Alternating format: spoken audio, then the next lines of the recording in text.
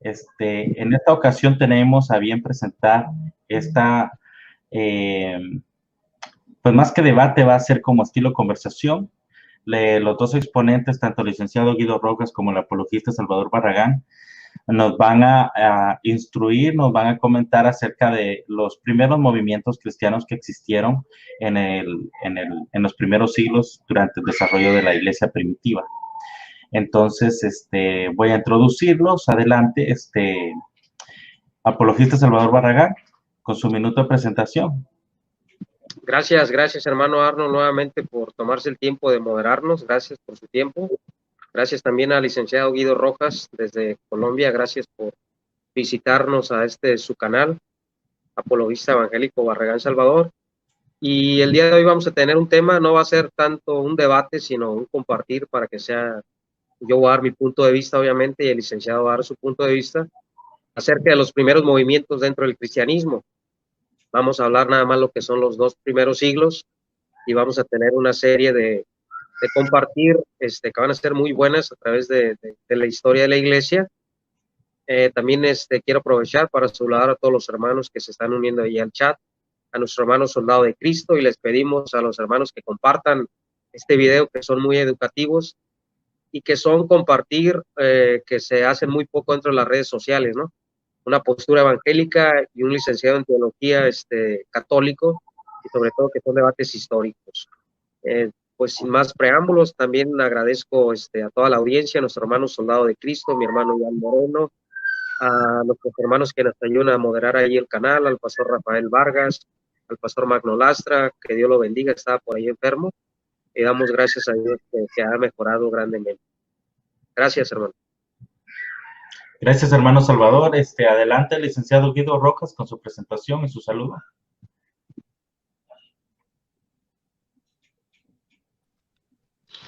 Gracias, bendiciones para ti, Arnold, bendiciones para Salvador, un saludo desde Palmira, Colombia, también para toda la audiencia de este canal, de nuestro amigo Salvador Barragán.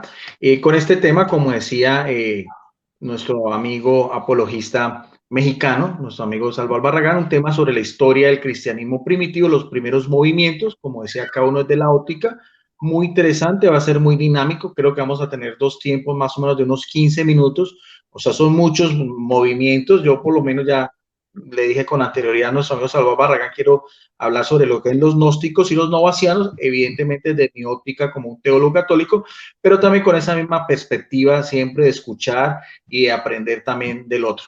Entonces, gracias a ambos, sobre todo también a nuestro amigo Arnold Portilla, que acaba pues de llegar de su trabajo, siempre saca el tiempo suficiente para hacer estos espacios de moderar y de llevarnos los tiempos establecidos. Entonces espero que sea del agrado de todos, como siempre pidiendo la iluminación del Espíritu Santo. Adelante, Arnold. Muchas gracias, licenciado. El licenciado Guido Rojas dijo algo muy cierto. Él dijo iluminación del Espíritu Santo de Dios, ¿verdad? Y es que muchos de nosotros tenemos en nuestras amistades o en los colegios o en las universidades gente que conoce la Biblia, gente que sabe de la palabra de Dios. Y aparte de que leen la palabra de Dios, leen las revelaciones de los apóstoles que conocemos como Nuevo Testamento, pero no tienen la iluminación del Espíritu Santo de Dios. Yo tenía muchos amigos que conocían mucha Biblia y siempre andaban buscando versículos bíblicos solo para molestarme, pero no eran cristianos, yo los consideraba ateos, ¿no? Pero sí es cierto, ¿verdad? Sin la iluminación del Espíritu Santo de Dios, pues vamos a hacer mucho ruido. Por mucho conocimiento que tengamos, simplemente va a ser ruido tras ruido. Entonces, sin más ni menos, adelante, hermano Salvador Barragán, usted va a comenzar. Cuando usted esté listo, yo le comienzo a tomar el tiempo. Cuando usted comience a hablar, yo le comienzo a tomar el tiempo. Y gracias, hermano.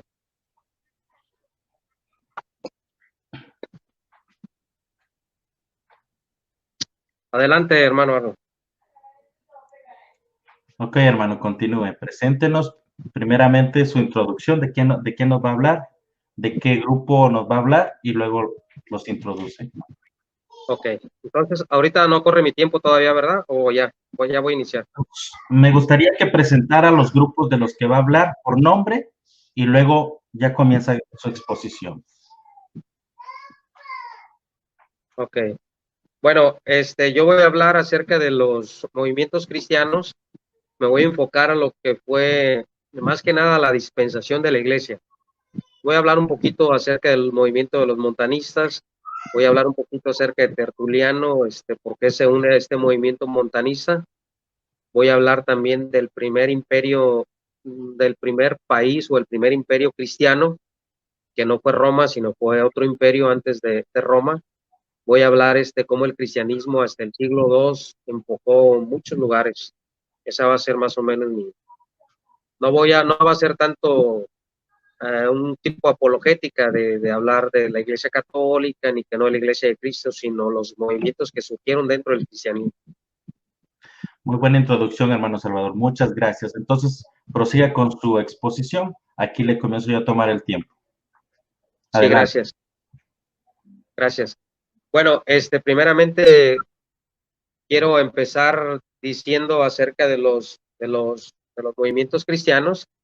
Primeramente, pues sabemos que los movimientos cristianos dentro de la iglesia primitiva aconteció en una casa. Cuando nuestro Señor Jesucristo celebra la Pascua con sus apóstoles, fue dentro de una casa. Cuando nuestro Señor Jesucristo aparece resucitado, fue en una casa. Cuando desciende el Espíritu Santo sobre la iglesia en el día de Pentecostés, ellos estaban reunidos en una casa. Se cree que esta reunión de esta casa fue de Juan Marcos, por las referencias históricas que ahí hay dentro mismo de la Biblia. Se cree que fue la iglesia de Juan Marcos. Entonces desciende el Espíritu Santo y la iglesia primitiva o la iglesia de esos 5,000 de esos 5,000 personas que descendió el Espíritu Santo sobre, que venían de muchos lugares, venían de Roma, venían de Frigia, venían de España, que en muchas partes de ellos eran prosélitos, que eran hijos de madres judías, y esas personas, el ministerio era de llevar el evangelio a otros lugares.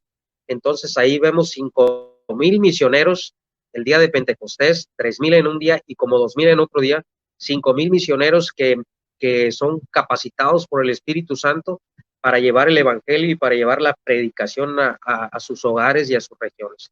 Bueno, quiero empezar leyendo lo que dice el doctor Pablo Deiros en su libro Historia del Cristianismo o los primeros 500 años del cristianismo. Dice, a finales del segundo siglo el cristianismo se había difundido por casi todo el mundo, por todo el mundo mediterráneo. Se encontraba bien establecido en el norte de África, en Galia, en España. Dice, es probable que para esta época haya alcanzado las islas británicas. Hacia el sudoeste se estaba esparciendo a lo largo de los márgenes de Africana y en Arabia, del Mar Rojo, hacia el este del imperio había conquistado la pequeña ciudad-estado de Edesa y desde ahí se estaba extendiendo hacia el norte, llegando a Armenia, hacia el este iba penetrando en Persia y aún más allá dirigiéndose hacia Asia Central.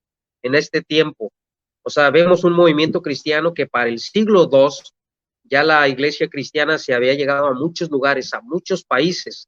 Se dice que para finales del siglo II el cristianismo había penetrado hasta China, los países nórdicos, lo que hoy en día conocemos la Gran Bretaña. ¿Quiénes llevaron el evangelio a esos lugares? No se sabe precisamente.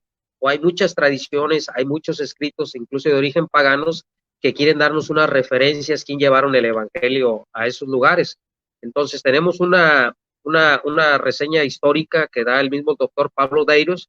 Dice que las tradiciones más antiguas atribuyen el evangelio de origen apostólico al movimiento cristiano en Armenia.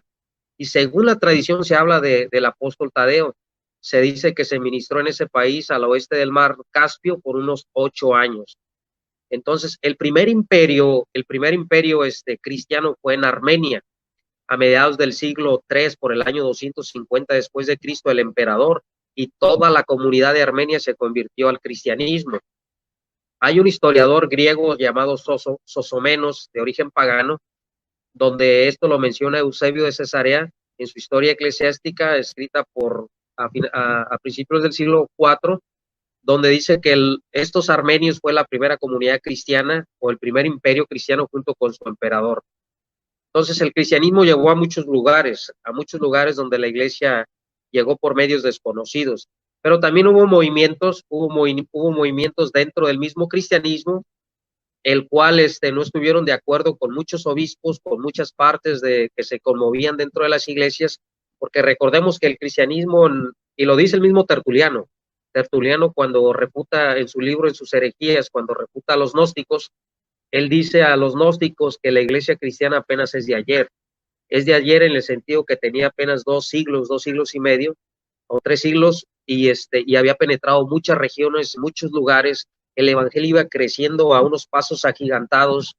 Se cree, y dice el historiador el doctor Pablo Deiros, que para el siglo III aproximadamente ya existían un promedio de 3 millones de cristianos.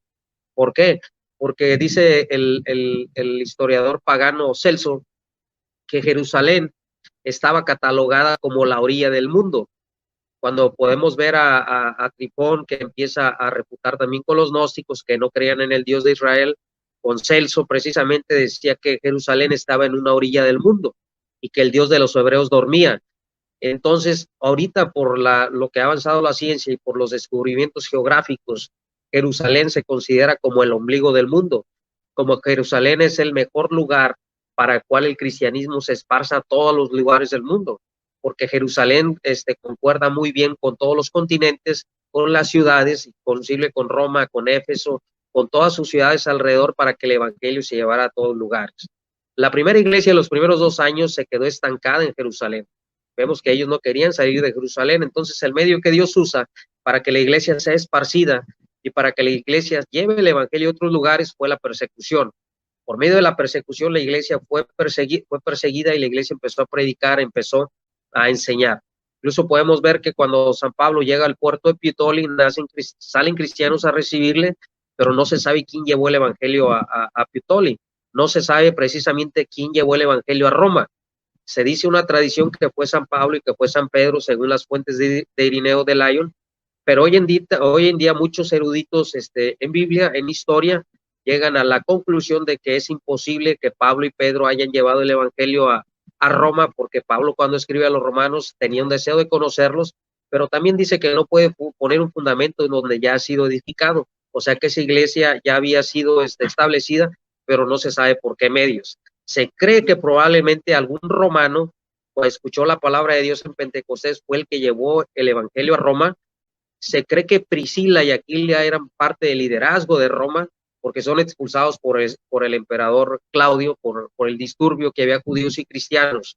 Entonces, hay muchas referencias históricas. El cristianismo fue una conmovisión que impactó al mundo. El cristianismo fue un movimiento que impactó a los gnósticos, que impactó a los paganos, impactó a los gentiles. Los principales opositores del cristianismo no fueron los paganos, no fueron los romanos, fueron los mismos judíos. Vemos a través de toda la iglesia que los paganos o los romanos empezaron a perseguir a la iglesia porque fueron influenciados por los judíos. Entonces, el principal opositor del evangelio fue el judaísmo. Entonces, la iglesia empezó a crecer, la iglesia se congregaba en las casas o en los changarros, como dicen por ahí algunos católicos, no tenían templos, se reunían en casas privadas, en las montañas, en los barrancos. Era un estilo totalmente diferente a lo que hoy en día conocemos. Y lo dice el apóstol Pablo cuando empieza a mencionar y empieza a saludar a la casa de Filipos, a la casa de Roma, a la casa de Tesalónica, a la casa del César, porque fue tanto el evangelio que impactó, incluso se cree que a sobrinos o a primos de los emperadores romanos paganos, porque el Espíritu Santo trabajaba a través de la iglesia.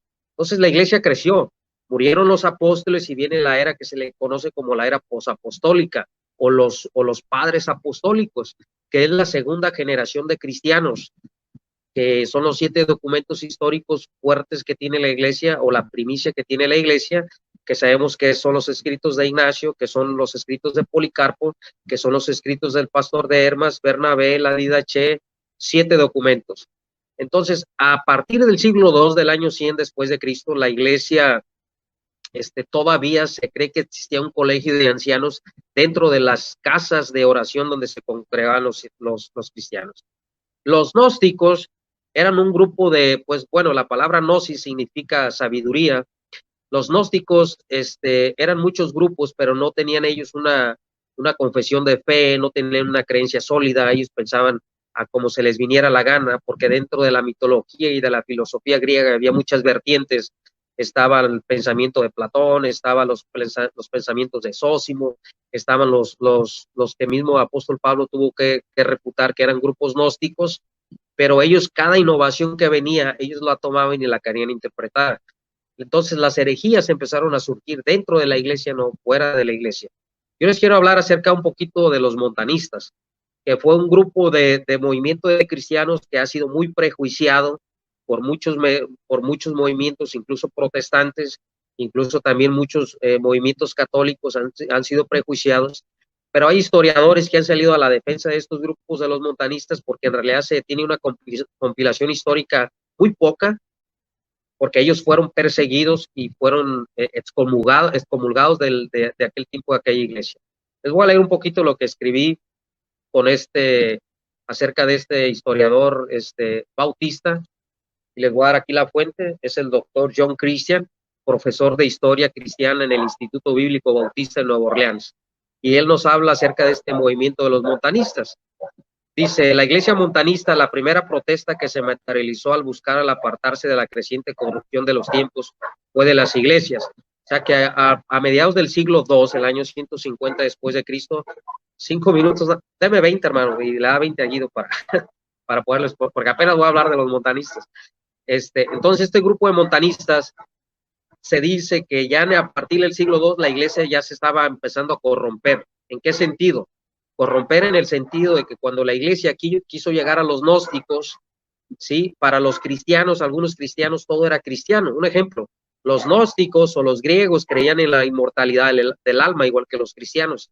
Entonces lo dice el doctor Justo L. González, que ellos empezaron a adoptar muchas cosas de los griegos, muchas filosofías griegas. Entonces este grupo de montanistas empezó a protestar en contra de movimientos de la iglesia en general. Sí, dice, los montanistas, su líder fue originario de Prusia y surgió alrededor del año 156 el movimiento. Y podemos llegar a pensar a lo mejor que esta fue una secta fundada por Montano, pero tenemos algunas fuentes bíblicas. Podemos leer en Hechos 18:23, donde el apóstol Pablo predicó en Frigia. En Frigia fue donde nació Montano y fue donde surgió este movimiento montanista para el año 156 de Cristo. Entonces, Pablo visitó la ciudad de Frigia y ahí fue donde nació este grupo 156 después de Cristo, identificado como los montanistas. No porque Cristo haya fundado montanistas, no, porque el líder de este grupo, de este movimiento que empezó a protestar en contra de la impureza de la iglesia, se llamó Montano. Entonces, Tertuliano, quien abrazó los principios del montanismo, fue su más ardiente promotor y defensor. Ellos sostenían que las ciencias y las artes y toda educación mundana o forma de vida alegre debían ser evitadas porque tales cosas pertenecían al paganismo. Para ellos la corona máxima de su vida era morir como mártires por sus convicciones. Para ellos la vida religiosa debía ser austera. La iglesia debía defenderse a sí misma del pecado mortal, excluyendo a quien había cometido, pues la santidad de la iglesia montanista dependía de la santidad de sus miembros. Con tales principios era un hecho que entrarían en conflicto con el cristianismo popular de la época. El centro de las discusiones entre esas corrientes era la vida en el espíritu. Se cree que en los montanistas sí hubo abusos por parte del espíritu, se cree que sí hubo abusos por parte de algunos movimientos montanistas, no de todos, acerca del Paracletos, que fue el Espíritu Santo. Entonces la vieja iglesia demandaba pureza, la nueva iglesia había hecho un trato con el mundo, decía Montano, y se había arreglado cómodamente con él por las filosofías griegas. Los montanistas, por tanto, decidieron separarse de esos movimientos que se habían contaminado. Esto lo dice la enciclopedia de Erosh en el tomo 3, y esto fue escrito en 1562 por un erudito llamado Müller. Entonces dice, los montanistas lo rechazaban. Tertuliano creía que solamente los adultos debían de ser bautizados. Una de las características de los montanistas era que rechazaban el bautismo de niños, de que el bautismo tenía que ser sumergido. Los montanistas estaban profundamente arraigados a la fe, coincidían en la Trinidad, porque recordemos que Tertuliano es el precursor de hablar de la palabra Trinidad, y los montanistas creían en el pecado original, creían en la Trinidad, creían en el bautismo, creían en la Santa Cena, porque también celebraban la comunión de la Eucaristía, ¿sí? Los montanistas aceptaban el Antiguo Testamento como regla de fe. Se cree que estos grupos de montanistas para finales del siglo II ya tenían un canon del Nuevo Testamento completo, compilado, y ahorita les doy la fuente. Ellos rechazaban recientemente el surgimiento de la jerarquía eclesiástica, así como el reclamo que hacía el obispo de tener poder y ejercer la autoridad de las llaves de Pedro. El crecimiento del movimiento montanista se extendió rápidamente a través de Asia Menor, África del Norte y por un tiempo en la misma Roma. Su posición era muy atractiva a los moralistas recalcitrantes, a todos los que abogaban por una disciplina estricta y generalmente las más profundas y piadosas mentes entre los cristianos. El montanismo tenía la ventaja de que reclamaba tener el respaldo de la revelación divina para los estrictos principios que predicaba. El montanismo causó tal conmoción en Asia Menor que a finales del siglo II, que varios concilios fueron convocados para oponerse al movimiento montanista, hasta que llegó el punto en que el movimiento montanista fue oficialmente condenado, pero el montanismo continuó siglos, aunque posteriormente fue conocido con otros nombres. Entonces los montanistas impactaron a África del Norte, impactaron en Asia, impactaron en Roma, impactaron en muchos lugares, y de ahí se desprendieron muchos movimientos cristianos. Los montanistas no fueron tachados por la iglesia como herejes. Se cree que Tertuliano fue viudo y Tertuliano se une al movimiento de los montanistas porque él veía la pureza, veía la tranquilidad de los montanistas, veía que ellos se enfocaban y querían regresar a los principios bíblicos, a los principios de la iglesia. No se abrazaban mucho por las riquezas, no se abrazaban mucho por la filosofía, no se abrazaban mucho por la jerarquía eclesiástica. Ellos se oponían a que el obispo debía tener el control universal de las iglesias o el poder jurisdiccional. Los montanistas reclamaban que era el Espíritu Santo el que debía llevar el control de la iglesia, y que era el Espíritu Santo el que tenía que traer la revelación a la iglesia, y que era el Espíritu Santo el que tenía que ordenar a los obispos, que era el Espíritu Santo el que tenía que ordenar a los ancianos. Esto es lo que yo he leído acerca de este profesor Bautista. Dice, la persecución ordenada por el emperador Marco Aurelio en el año 177 después de Cristo aceleró la esperanza de la venida del Señor a las aspiraciones espirituales. Eran premilenialistas.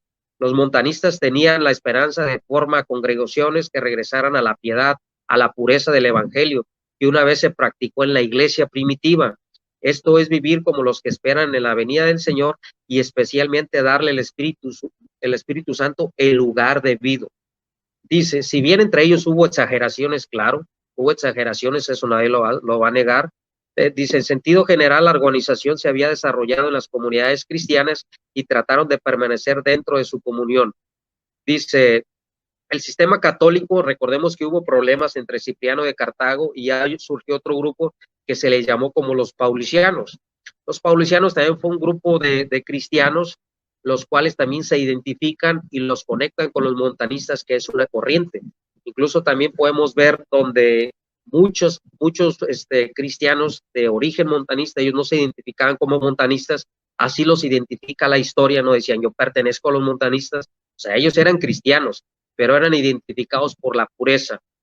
Recordemos también que en Oriente estas diferencias pronto condujeron a la formación de iglesias separadas del sistema católico, pero en Occidente los montanistas permanecieron mucho tiempo como sociedades dentro de las iglesias primitivas, y no fue sino hasta después de muchos años que fueron excluidos de las mismas, ellos abandonaron. Recordemos que en el siglo IV, Constantino, antes del concilio de Nicea, hubo un concilio en Ágales o en Arpes, ahorita les paso la fuente, acerca de cómo los donatistas fueron expulsados porque no se querían someter a las dos jurisdicciones las dos jurisdicciones o los obispos metropolitanos, que era el obispo de Roma y el obispo de Constantinopla. Se cree que estos donatistas, no hay que confundir porque había dos obispos donatistas, pero se le conocía como los donatistas porque estaban en el norte de África.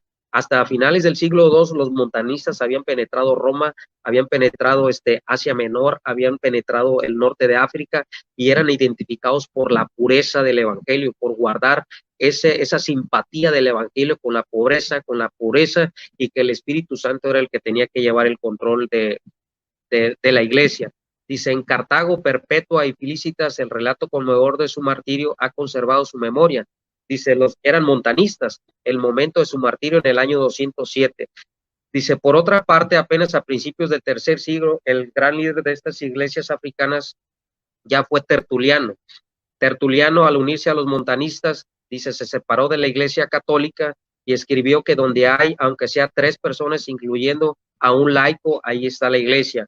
Es cuando Tertuliano escribe que todas esas iglesias que no podían demostrar una sucesión apostólica también eran iglesias de Jesucristo, y que todo cristiano estaba obligado a fundar una iglesia en el sentido evangelístico, o sea que todo cristiano laico por obligación estaba obligado a llevar el evangelio a otro lugar para que el evangelio y el cristianismo fuera predicado a todo el mundo. Entonces Tertuliano también se une a los montanistas. ¿Por qué? Porque se cree que cuando él queda viudo ya no se vuelve a casar y hace un voto de pureza, porque ve la pureza y la sinceridad con que vivían los montanistas. Dice, Tertuliano se le tiene como el creador de la literatura teológica latina. A los montanistas no se les tiene que confundir como los marcionistas. Los marcionistas sí eran herejes. Marción de Sinope rechazó el Antiguo Testamento, rechazó al Dios de Israel, desechó al Dios de Abraham, y dijo que él era como un tipo modalista, dijo que Jesucristo era el nuevo Dios de los cristianos. Entonces los marcionistas sí eran gnósticos 100%. Tertuliano fue un gran refutador de los marcionistas. Tertuliano fue un gran refutador de los gnósticos, y Tertuliano se une a los montanistas por este motivo. Pero se cree que los montanistas, y eso lo voy a dar en la otra introducción, se remontan hasta el siglo. Gracias, hermano. Ok, cuando usted me dijo de que le diera 20 minutos y que le diera 20 también al licenciado Guido, yo entendí por el movimiento del licenciado Guido que estuvo de acuerdo, ¿verdad? Ok, bueno, aclaro, ¿verdad? Para no confundir a la audiencia. Entonces, apague su... Gracias. Licenciado Guido Rojas, cuando usted esté listo, cuando usted esté listo me avisa, pero antes de eso me gustaría que, al igual que el hermano Salvador, nos dé una introducción de lo que usted va a hablar, de los grupos los cuales usted va a exponer. Sí, gracias. Sí, bien, no había ningún problema de que Salvador tomara otros 5 minutos, porque trata de exponer. Bueno, yo sí específicamente voy a hablar de los gnósticos, al cual también hizo mención Salvador Barragán, porque me parece muy importante hablar un poquito sobre el gnosticismo de la iglesia primitiva, y en el segundo tiempo voy a hablar también sobre los novacianos. Más o menos van a ser, porque son muchos grupos, son muchos movimientos, entonces yo sí me voy a enfocar en esos dos. Claro que desde la óptica, evidentemente, de la Iglesia Católica, que es un poco diferente a la de Salvador Barragán. De eso se trata. Muchas gracias por la introducción, licenciado. Entonces, cuando usted comienza su exposición, le comienzo a correr su tiempo. ¿Está bien? Bien, listo. Bueno, adelante. Gracias. Bueno, coincido con nuestro amigo Salvador Barragán en lo que habla de la iglesia apostólica, la iglesia como se fue forjando. Sabemos que por el Espíritu Santo ya, por eso hicimos la introducción sobre la promesa de Jesús del Paráclito, del Espíritu Santo, como es la acción también santificadora, una parte divina, y también lo que hablaba nuestro amigo Salvador Barragán de lo que es la catolicidad, en el sentido, pues, etimológico de la universalidad de esa iglesia en Jesucristo. En eso también coincidimos. Jesucristo también decía, y lo había profetizado, que en su iglesia iba a haber trigo y cizaña, y eso iba a ser hasta el tiempo de la siega. O sea, pensamos en la iglesia católica que sí hay una ortodoxia, pensamos que hay una sana doctrina, pensamos que sí hay una jerarquía, pensamos que hay un liderazgo, pensamos que hay un primado, y eso también tiene mucha relación directa con estos primeros movimientos, por lo cual para la Iglesia Católica son considerados algunos cismáticos y algunos también heréticos. Coincido con Salvador Barragán con el gnosticismo, porque es casi a la par. El gnosticismo nace también con el mismo cristianismo. Hoy en día se considera también como una iglesia gnóstica, con algunas variantes, pero hay un gnosticismo también desde el punto de vista que lo podemos hacer ya de la iglesia primitiva apostólica, o sea, del siglo I, que es importante analizar, que es importante clarificar. Yo también, como Salvador Barragán, muestro fuentes, me gusta también a veces, parte también de las exposiciones, fuentes en físico, como me gusta de mi biblioteca personal. Tengo a este libro que se llama Para leer la Biblia. Este es un libro sobre introducción de los estudios bíblicos. Este es un libro católico de una congregación católica que se llama El Verbo Divino, que se dedica especialmente a la difusión de la palabra de Dios. Y tiene una definición que me parece muy interesante. muy teológica, un extracto sobre lo que era el gnosticismo, y tiene como título El gnosticismo, una pseudociencia que hacía estragos. Dice, hay numerosos contactos con lo que era la gnosis en el Nuevo Testamento. Vemos, por ejemplo, aquí nos hablan de Simón el Mago, que aparece en Hechos capítulo 8, era gnóstico. También hay apóstoles que condenaron el gnosticismo también, y ahí vamos viendo también lo que era la vertiente de lo que era la veracidad de la doctrina de Jesucristo, de estas primeras corrientes. En especial sabemos toda la gran apología que hacía Pablo, y también Juan combaten especialmente el gnosticismo, y también lo que es la carta de Judas Tadeo, y más tarde la segunda carta también de Pedro, constatan las dificultades que plantearon los propagandistas de esta corriente de pensamiento. La gnosis es una palabra griega que significa simplemente conocimiento, pero cuando se la toma en un sentido absoluto para designar el conocimiento supremo, ahí viene ya un poco ya la cuestión delicada, o la ciencia por excelencia, indica entonces una especie de ciencia oculta que viene a rivalizar con el cristianismo, o que intenta desnaturalizarlo. Y esto es importante porque para la Iglesia Católica nosotros creemos de que el depósito de la fe como tal, Jesucristo lo confiere a la Iglesia. Creemos en el primado de Pedro, creemos en una sucesión apostólica, creemos en una jerarquía, creemos en una ortodoxia en el sentido de la fe, también tanto de la Biblia como de la tradición cristiana, y en eso también coincido con nuestro amigo Salvador Barragán de lo que son las fuentes también primarias de lo que ya el siglo II, fuentes extrabíblicas, que para la Iglesia Católica también, como decía, la Didache, la carta de Bernabé, las epístolas de estos dos grandes episcopos como era Ignacio de Antioquía y Clemente Romano. En un sistema dualista, también los gnósticos, un tema dualista, o sea, una doble connotación para el mundo en dos partes. Frente al Dios bueno, también lo que nos explicaba Salvador Barragán, había un Dios malo, que es precisamente el que creó el mundo. Así pues, la salvación consistía para el hombre en separarse de este mundo, de todo lo que era mundano, malo, que pertenecía al cuerpo, para liberar el alma. Ahí está ese dualismo.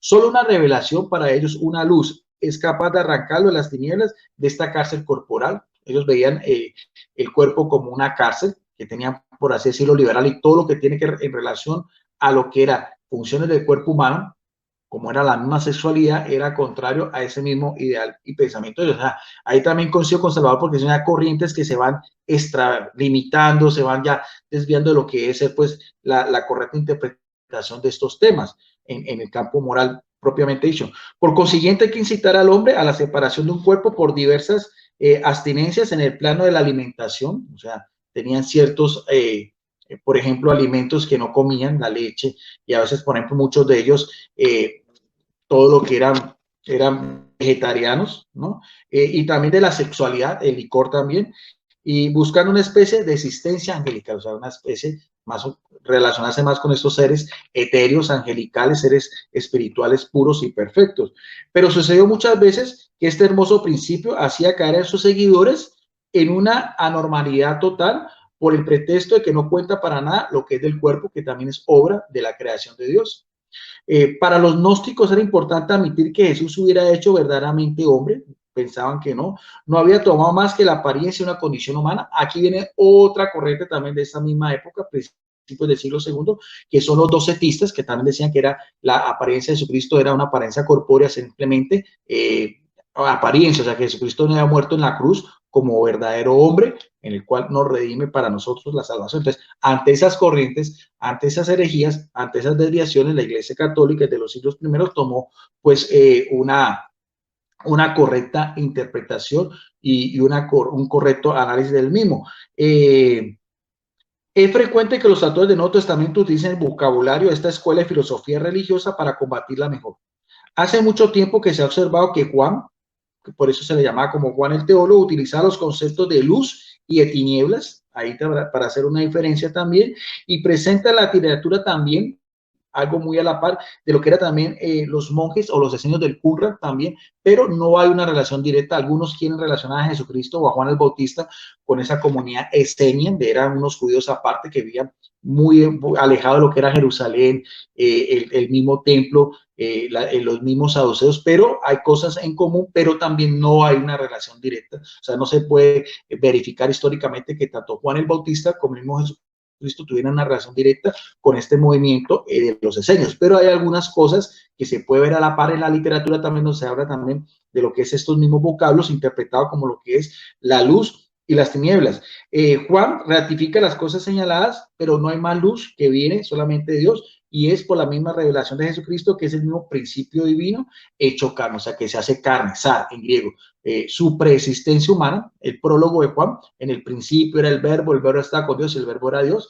Ya en el versículo 14, en el versículo 18, donde dice que cuando se hace carne, cuando se hace hombre, es que nos muestra su gloria. Esa misma literatura joánica, del compendio joánico, como mismo acá dice, el prólogo del Evangelio de Juan, capítulo 1, verso 1, 14, el 8 y el 12, es una relación directa de que se combate a los gnósticos. Más adelante también dice, en la primera carta de Juan, ya a finales del siglo I, hacia los años 90, no se dirige a una comunidad en particular. Las cartas de Juan, por así decirlo, son cartas católicas en el sentido pues de que son para todas las primeras comunidades, sobre todo de Asia Menor, pero tiene a la vista una dificultad particular. La iglesia de aquellos tiempos, la iglesia todavía de los apóstoles, dirá por este apóstol en Éfeso, Turquía, hacia los años 90, tiene que enfrentarse con una curiosa corriente de pensamiento que le gustaba convertir a Jesucristo en un personaje, como decíamos, evanescente, es una especie casi de fantasma que no había tenido nunca una existencia terrenal. Y entre los muchos pasajes, por ejemplo, que se menciona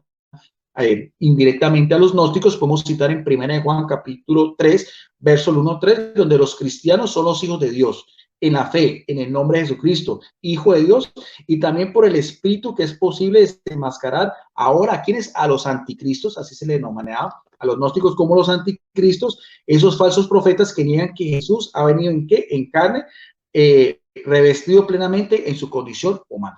Entonces, ahí vemos cómo se combatía el gnosticismo, los docetistas y todas estas mismas desviaciones. Estamos hablando de la iglesia primitiva, de la iglesia apostólica, pero que también va a trascender al siglo II, al siglo III y siglo IV, porque como decía Salvador Barragán, muchos movimientos gnósticos también fueron surgiendo a la par y casi con esta misma concepción dualista. En este mismo libro, Consulta dice, pone aquí de manifiesto una lámina sobre lo que es este Códice Vaticano. Voy a explicar por qué aparece el Códice Vaticano.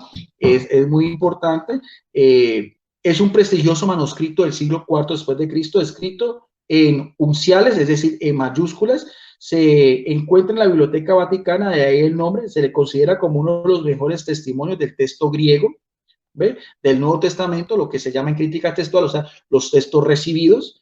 Y en esa lámina que mostré aparece una parte de lo que era el final de la primera carta de Juan, la totalidad de su segunda carta y el comienzo también de la epístola de Judas. ¿Y eso por qué es importante? Porque estas epístolas universales, en el sentido que eran a diferentes destinatarios cristianos, se combatía lo que era el gnosticismo.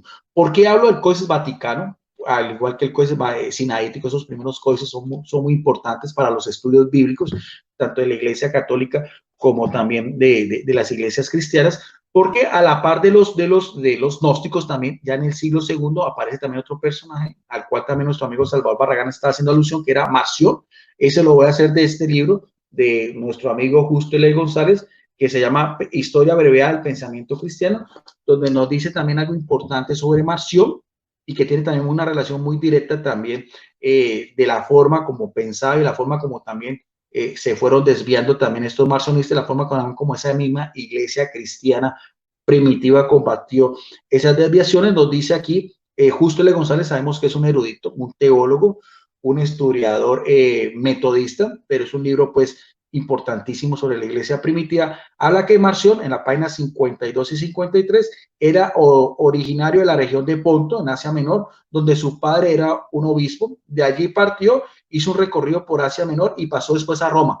Y quiero ver mucha importancia porque Roma, la sede de Roma, sede de la Iglesia Católica, sede donde están los sepulcros del apóstol Pedro y Pablo, sede de lo que es el episcopado, como lo que es hoy día es el Papa, tiene una relación muy directa, como también desde la propia Roma se combatía estas primeras herejías. Aquí llegó a Roma este personaje llamado Marción y continuó forjando su pensamiento hasta que probablemente hacia el año 144, estamos hablando ya de mediados del siglo II, ya estamos haciendo el salto de los gnósticos, desde la época de los años 90 con lo que es el convenio joánico, a este otro personaje también Marción, mediados del siglo II, fue expulsado de la iglesia. ¿De cuál iglesia? De la misma iglesia de los apóstoles, la misma iglesia que hace esa misma trascendencia. ¿Por qué? Por sus mismas desviaciones, por su mismo rigorismo, porque ya iba en contra de lo que era la sana doctrina, que era, pues, por así decirlo, la herencia como tal de la asistencia del Espíritu Santo en la iglesia de Jesucristo. Entonces fundó una iglesia llamada marcionista, y esto fue lo que hizo uno de los más temibles rivales del cristianismo de aquel entonces.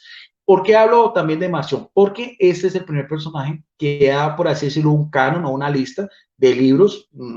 Por ejemplo, como decía también nuestro amigo Salvador Barragán, rechaza todo lo que es el Antiguo Testamento.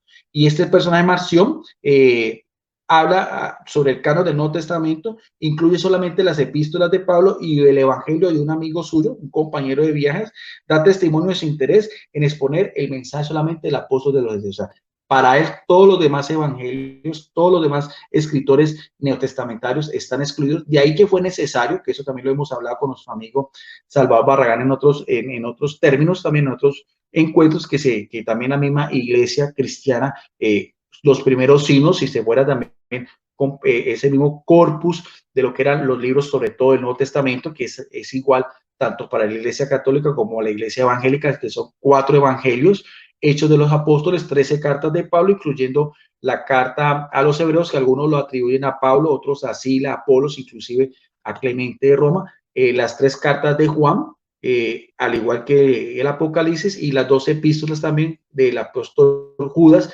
y el apóstol Santiago. Eso también lo hablo porque los gnósticos, entonces por eso era necesario también a la par saber cuáles libros sí eran inspirados y cuáles no. Al igual que no solamente la iglesia, sino también estos primeros padres apostólicos, también ellos también combatieron acérrimamente el gnosticismo en este libro que llama Los Evangelios Apócrifos, muy importante, es de la editorial católica BAC, una de las principales editoriales católicas de España, para que tengamos más o menos conocimiento sobre lo que era también esa misma literatura cristiana que fue surgiendo también a la par, tanto el mismo corpus del Nuevo Testamento como las mismas referencias que nos habla nuestro amigo Salvador Barragán, de esas fuentes históricas también que decía de la de AG, por así decirlo, ese libro sobre doctrina de la iglesia, la carta de Bernabé y las otras epístolas que mencionaba. Apócrifos gnósticos, en relación se llama los apóstoles, la colección de Nag Hammadi, dice, fue descubierta entre los años de 1945 y 1946. Se descubrió en el pueblo de Nag Hammadi, situado a orillas del río Nilo, en el Alto Egipto, una gran biblioteca gnóstica en lenguaje copto, o sea, un lenguaje de aquel entonces de los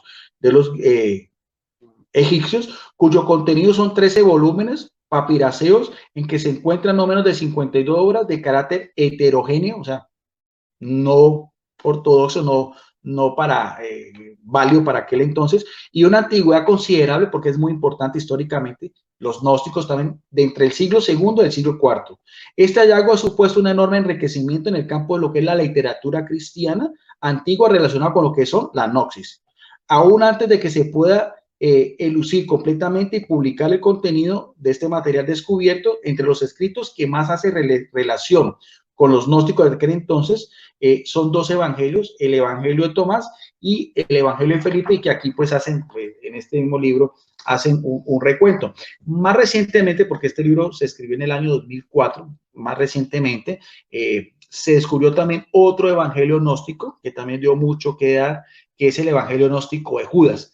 Lo interesante de estos casos es que en estos mismos evangelios gnósticos ellos dan a entender su filosofía, ese mismo dualismo, el Dios del Antiguo Testamento es el Dios castigador, todo lo que es el cuerpo humano es pecaminoso, las mismas relaciones sexuales en señal de procreación, todo eso. Pero a la par de todo eso, tanto los primeros padres de la iglesia como esa misma iglesia cristiana los combatió enérgicamente. Inclusive muchos padres de la iglesia hablaban sobre el evangelio de Judas, pero no se tenían, por así decirlo, una papirología, sino que fue descubierta, como decía, hace más o menos unos 10 años atrás.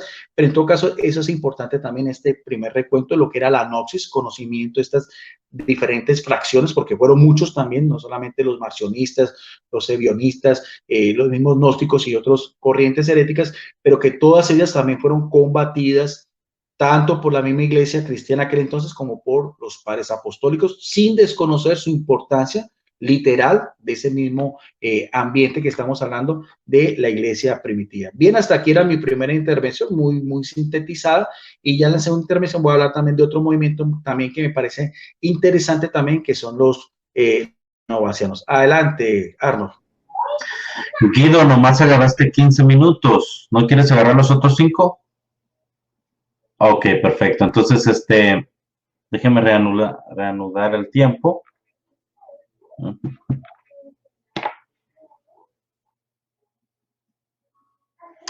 Hermanito Salvador, ¿usted está listo? Su micrófono. ¿Cómo me escucho, hermano? ¿Se escucha bien?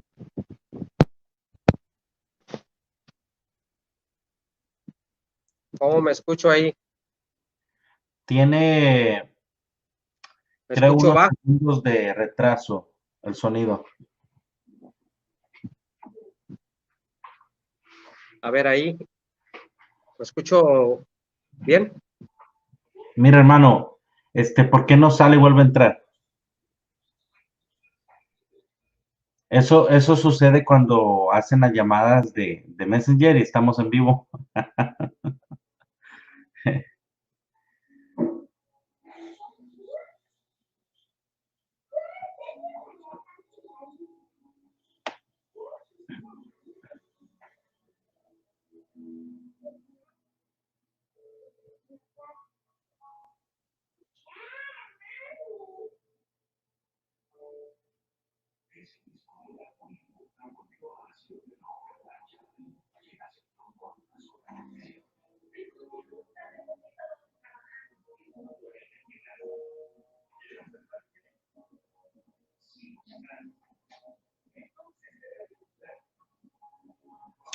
Paciencia, paciencia.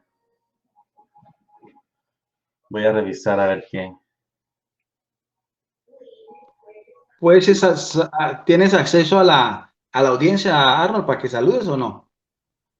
Sí. A la gente del chat. Colocarlo aquí.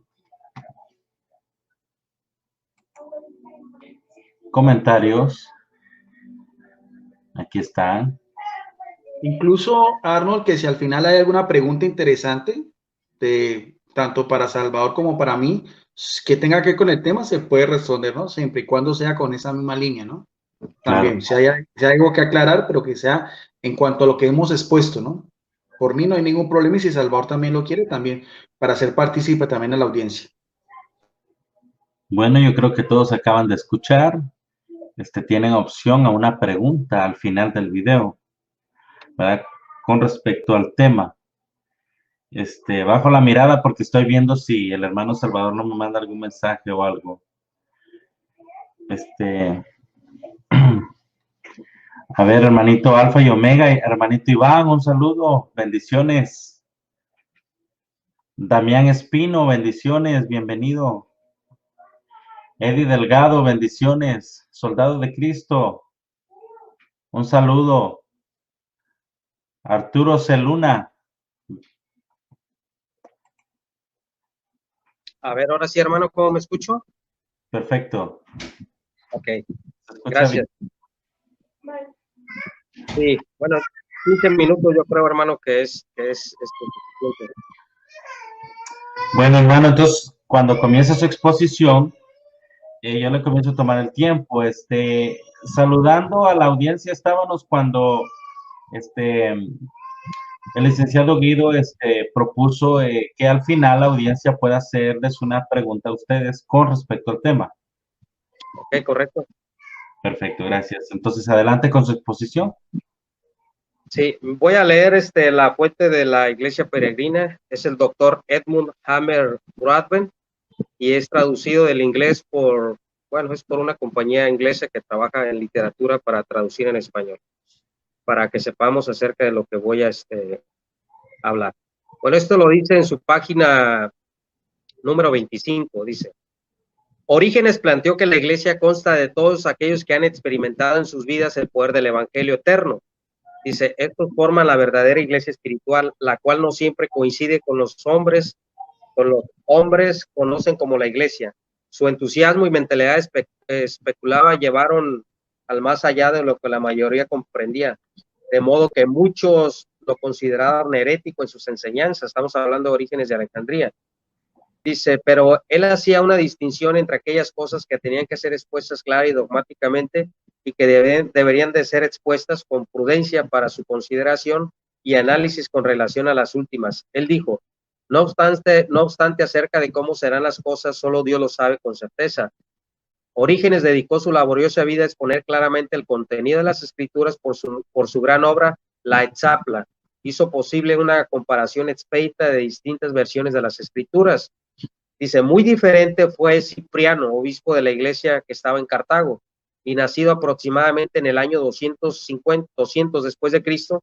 Dice, este usa libremente el término la iglesia católica y no ve salvación fuera de esta. O sea, hay una postura de Orígenes de Alejandría, que Orígenes dice que la iglesia la forman todos los salvos. Y ya Cipriano de Cartago dice que fuera de la iglesia católica no puede haber salvación. Entonces aquí hay dos posturas. Dice, en tiempo, la iglesia que estaba en la época de Constantino reclamaba para sí el nombre de católica. Sabemos que, y lo hemos reconocido, que la postura católica viene desde el tiempo de San Ignacio, eso nunca lo hemos negado, y que excluía a todos aquellos creyentes que no se conformaban a ella, refiriéndose, dice, en uno de sus escritos a Novaciano y a los que simpatizaban con él en sus esfuerzos por lograr una mayor pureza en las iglesias, Cipriano denunciaba la maldad de una ordenación ilegal hecha en la posición de la Iglesia Católica. Él dice que aquellos que aprobaron las ideas de Novaciano no podían tener comunión con la Iglesia porque procuraban mutilar la Iglesia. Bueno, aquí podemos ver en este grupo apegándose a las doctrinas y lo que era lo que buscaban los paulicianos. Dice que apegaban a las doctrinas y prácticas originales del Nuevo Testamento. En mayor o menor escala se separaron poco a poco de las iglesias metropolitanas que en gran medida le habían abandonado. El hecho que el sistema de la Iglesia Católica posteriormente se convirtiera en el sistema dominante resultó que hoy es posible tener acceso a una gran cantidad de su literatura, mientras que la literatura de aquellos que no estaban de acuerdo con la misma ha sido suprimida. Así que principalmente lo que sabemos de ellos se ha deducido de los escritos dirigidos en su contra. O sea, todos esos movimientos cristianos como los montanistas, los paulicianos, los novacianos, los donatistas, los priscilianistas, muchos de sus documentos fueron suprimidos por parte de la Iglesia Católica o el movimiento católico. Esto es lo que dice el historiador. Dice, por ello resulta difícil llevarse la errónea impresión de que en los primeros 3 siglos había una sola iglesia unida y un variado conjunto de iglesias heréticas relativamente insignificantes. Dice, sin embargo, lo cierto es que en aquel tiempo, al igual que ahora, se estaba dando todo lo contrario. Había distintos grupos de iglesias que se excluían mutuamente y un buen número de maneras de creer, cada una marcada por alguna característica en específica. Los muchos grupos que obraron para lograr una reforma en las iglesias católicas sin apartarse de ellas eran conocidos como los montanistas.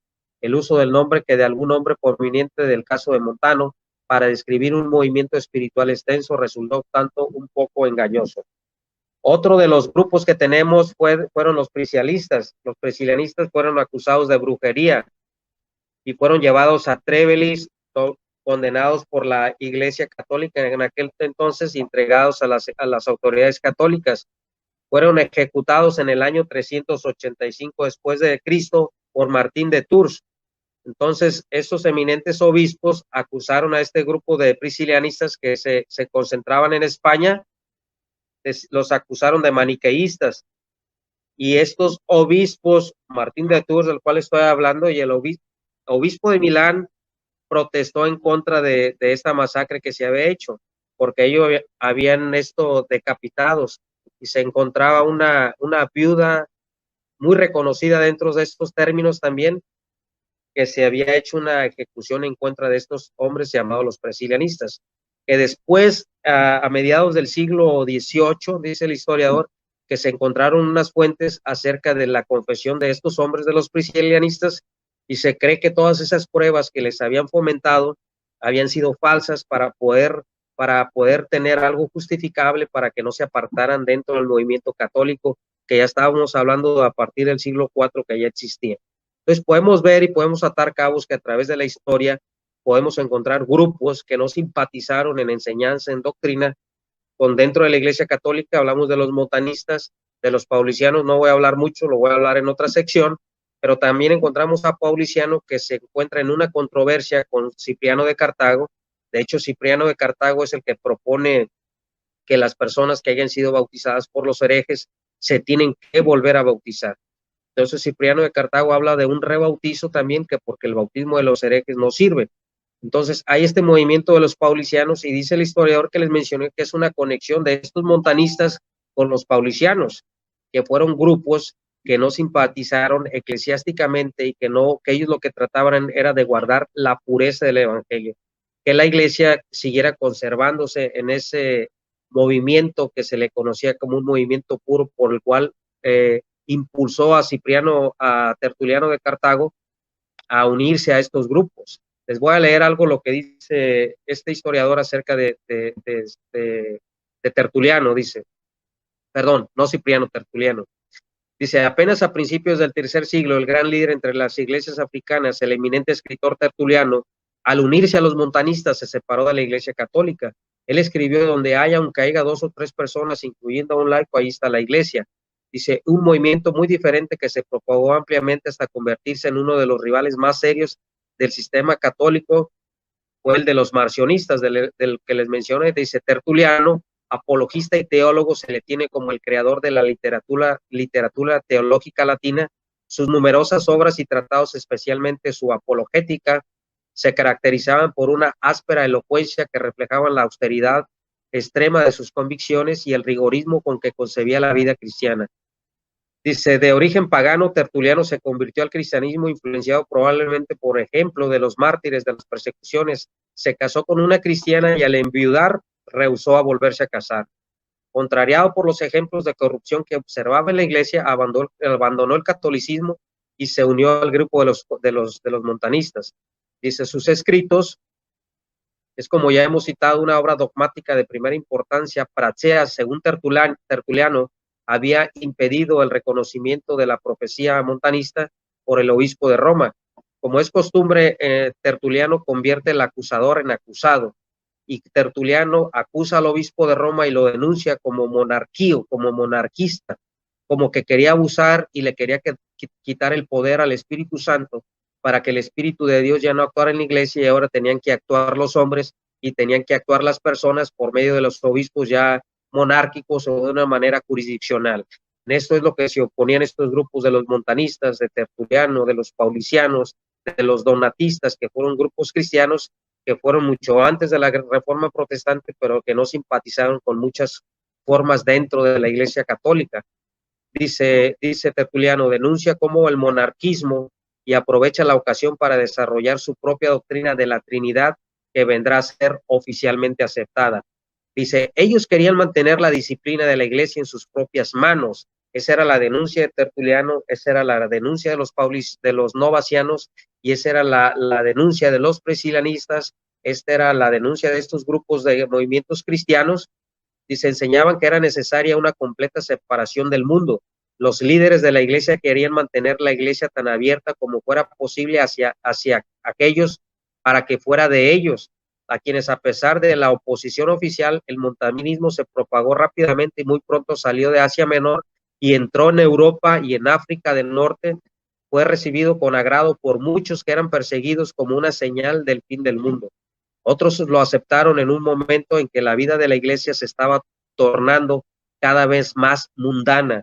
Mundana en el sentido de que la iglesia en aquel tiempo, muchas partes del cristianismo se estaban contaminando con la filosofía griega, con la gnosis griega, y esto lo podemos ver en algunos escritos de muchos cristianos, o sea, y esto no desacredita su fe y su convicción por Cristo, pero podemos ver a Orígenes de Alejandría que él se castró para no tener tentación, pero se le conoce como un gran apologista, se le conoce como un gran escritor, Orígenes de Alejandría.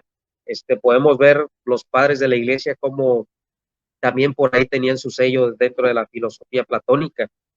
Dice, fue recibido con agrado por muchos que eran perseguidos como una señal del fin del mundo, y eran perseguidos no por la iglesia católica, quiero aclarar, eran perseguidos por el imperio en este tiempo. Dice, otros lo aceptaron en un momento en el que la vida de la iglesia se estaba tornando cada vez más mundana.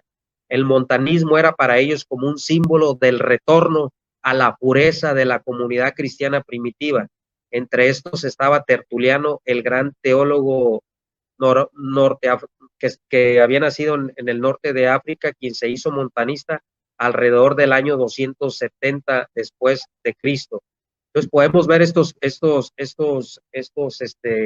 grupos de cristianos, estos movimientos, de los cuales se tienen muy pocos registros. Los únicos registros que se han sacado, según lo que dice el historiador, es de los ataques que ha hecho la Iglesia Católica hacia estos grupos que se han podido rescatar.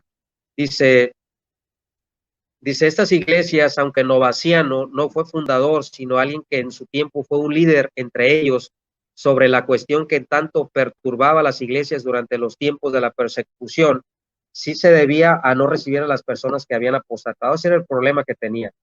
Dice que habían sacrificado los ídolos después de su bautismo. Novaciano adoptó la posición más rígida. Fabiano, un obispo martirizado en Roma, que en vida había ordenado a Novaciano, fue sucedido por Cornelio, que estaba dispuesto a recibir a los apóstatas, una minoría.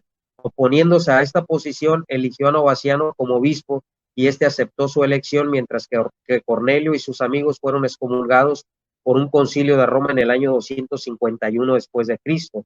El propio Novaciano fue martirizado más adelante por sus simpatizantes. O sea que Novaciano fue martirizado por oponerse a muchas enseñanzas, a muchas creencias dentro ya de la Iglesia Católica, por sus propios conocidos, como conocidos que eran parte de él, pero que después lo traicionaron. Dice, otros nombres conocidos, eso sería otro tema, pero lo voy a mencionar nada más como referencia histórica. Otros nombres conocidos como cátaros, como novacianos o por otros nombres, continuaron diseminándose ampliamente. Ellos dejaron de conocer a las iglesias católicas o de reconocer cualquier valor de sus ordenanzas. Los donatistas en África del Norte fueron influenciados por las enseñanzas de Novaciano.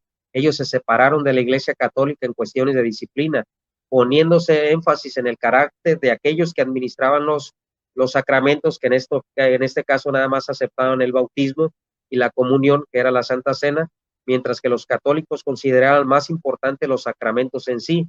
Desde sus inicios, los donatistas, a quienes llamaron así por el nombre de dos de sus líderes, ambos con el nombre de Donato, se distinguieron de los católicos generalmente por su conducta y carácter superior.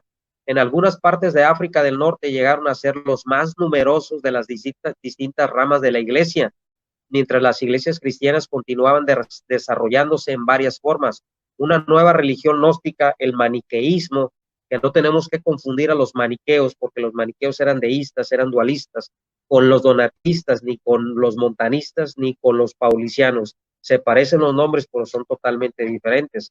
Hay fuentes históricas y hay fuentes arqueológicas que desmienten que los donatistas fueran maniqueístas, ni que los paulicianos eran maniqueístas, ni que los montanistas no eran montanistas, porque manito ni nacía, eso fue hasta después del siglo IV. Surgió y se difundió ampliamente, convirtiéndose en un temible líder. El maniqueísmo sí fue una herejía totalmente dualista. Los marcionistas fueron herejes dualistas. Los valentinianos fueron herejes dualistas. Los gnósticos fueron herejes dualistas, eso sí hay que dejarlo claro. Se cree que por ahí algunos paulicianos también fueron contaminados, no todos, con algunas creencias maniqueas. Pero aquí lo que tenemos que recalcar acerca de estos grupos, sí, es de que estos grupos se trataron de guardar, no sé cuánto me queda, hermano Arnold, estos grupos que los mencioné acerca... 40 segundos. Gracias. Aquí terminó. Estos grupos, como los montanistas, como los paulicianos, aquí lo que estoy leyendo las fuentes históricas, es que se separaron porque ellos decían que el control de la iglesia la tenía que tener el Espíritu de Dios y no los obispos. O sea que los obispos no pueden imponer órdenes fuera de lo que ya se venía en una tradición oral y una tradición escrita, y que no se podía salir de esa ortodoxia. Ese fue el problema. Incluso Novaciano fue martirizado, fue muerto mártir a manos de sus propios simpatizantes. Esos son grupos de cristianos que se reconocen no como herejes, sino como cismáticos en el sentido que no quisieron someterse a las jurisdicciones o a sus órdenes eclesiásticas. Gracias. Muchas gracias, hermano, Salvador Barragán. Entonces, pasamos con el licenciado Guido para su segunda intervención. Licenciado, cuando usted esté listo, yo le comienzo a tocar, yo le comienzo a medir el tiempo. Listo. Bien, coincido mucho con lo que dice Salvador Barragán, porque no estamos en un debate, sino en una exposición. Lo hizo de una manera muy suave, pero evidentemente es así. En la historia del cristianismo han habido no solamente desviaciones, sino también imposición a la fuerza, y en eso pues la Iglesia Católica tiene un mea culpa en algunas cuestiones. Yo por lo menos me voy más por el orden de lo que de estas mismas corrientes heréticas desde el punto de vista teológico. Decía el Concilio Vaticano II, la verdad no se impone de otra manera que no sea por la misma verdad. Entonces, en eso también sí, algunas de esos mismos escritos se han perdido, otros se han recuperado. Por ejemplo, perdón, estaba hablando de los evangelios gnósticos. Aquí están de referencia, aquí está tanto el evangelio de Felipe como el evangelio de Tomás y el evangelio de Judas, que han sobrevivido. Pero hay que mirarlo también desde todos estos movimientos, también desde lo que era una de las fuentes para uno estudiar la historia. Los conocedores de eso saben muy bien, es situar siempre la historia en el mismo contexto. O sea, si lo vamos a ver como con la mirada del hombre del siglo XXI, pues vamos a encontrar muchas irregularidades, muchos atropellos, pero en todo caso tenemos que mirarlo también desde esa misma óptica con que se vivía en aquel entonces. Me llama la atención porque nuestro amigo Salvador Barragán habló mucho de los novacianos. De eso voy a tratarme yo, inclusive que la otra vez me preguntó cuál era mi posición con respecto a novaciano. Por ejemplo, ese lo voy a hacer también otra vez el mismo libro que me parece muy interesante. Lo podría hacer de una fuente católica, pero me gusta también compartir fuentes evangélicas cuando hago compartir con hermanos cristianos, que ya lo había mostrado, que se lo recomiendo un libro, el de síntesis de el pensamiento cristiano de Justo L. González.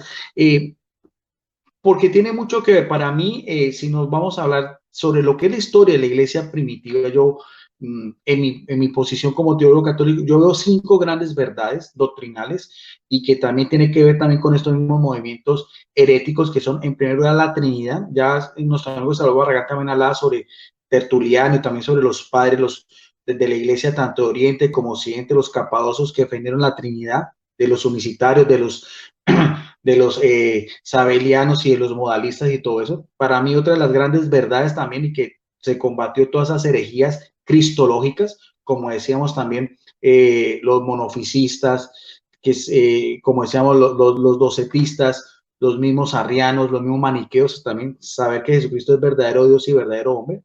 Otra de las grandes creencias también, que es otra corriente también herética, los nestorianos, María la Teotocos, la Madre de Dios, y también, por así decirlo, podemos ver, constatar desde los primeros siglos también una veneración también, un amor especial de los primeros cristianos sobre María, Madre de Dios, sin caer en una de las grandes también herejías que eran los coridianos, que también dan un culto idolátrico a María, que eso también la misma Iglesia Católica lo condenó, para mirar esa misma perspectiva, como estamos hablando de ese mismo lineamiento, sin abusos, porque de todas maneras todo eso ya da a una herejía.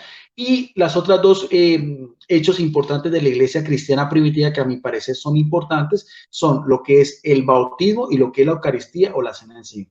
Con respecto al bautismo, porque eso me habla con Novaciano, también en nuestro compartir anterior con nuestros amigos Salvador Barragán, que ese sí fue más de debate, un poco también muy candente, sobre todo en lo que fue la parte de la refutación.